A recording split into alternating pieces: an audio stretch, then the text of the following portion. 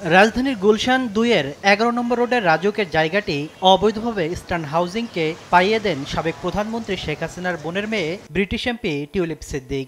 বিনিময়ে উপহার হিসেবে নেন ভবনের একটি ফ্ল্যাট। এ ঘটনায় টিউলিপ সহ রাজুকের কর্মকর্তাদের বিরুদ্ধে গেল ১৫ এপ্রিল মামলা করে দুদক।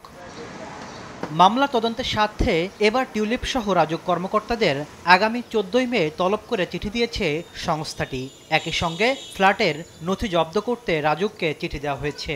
টিউলিপ সিদ্দিককে আয়কর নথি এবং জাতীয় পরিচয়পত্রের যে ঠিকানা, বাংলাদেশের যে ঠিকানা, সেই ঠিকানায় পত্র প্রেরণ করা হয়েছে। এদিকে বিমানবন্দরের উন্নয়নের নামে হাজার কোটি টাকা লুটপাটের অভিযোগে বৃহস্পতিবার দুদকে তলব করা হয় ক্ষমতাচ্যুত প্রধানমন্ত্রী শেখ হাসিনাকে। দুদক বলছে, হাজির না হওয়ায় পরবর্তীতে আইনানুগ ব্যবস্থা নেওয়া হবে। এ বিষয়ে অনুসন্ধানকারী টিম প্রয়োজনীয় ব্যবস্থা নেবেন যদি মনে করেন, অথবা তাদের যদি আবেদন আসে আইন বিধি অনুযায়ী ব্যবস্থা নেবেন।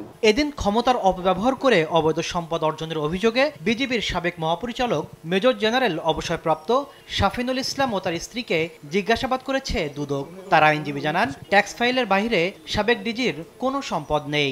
ওনারা যে আয় করেছেন তা সবই ট্যাক্স ফাইলে আছে এবং সেই ট্যাক্স ফাইলের বিষয়ে ওনারা কি আয় প্রদর্শন করেছেন সেগুলি আজকে এখানকার যে দুদকের কর্মকর্তারা তারা সেটা জানতে চেয়েছেন এবং সেই বিষয়ে তারা অনুসন্ধান চালাবেন। ৫১ কোটি টাকার অবৈধ সম্পদ ও ২১২ কোটি টাকার সন্দেহজনক লেনদেনের অভিযোগে নোয়াখালী ৩ আসনের সাবেক এমপি মামুনুর রশিদ কিরণ ও তার স্ত্রীর বিরুদ্ধে মামলা করেছে দুদক।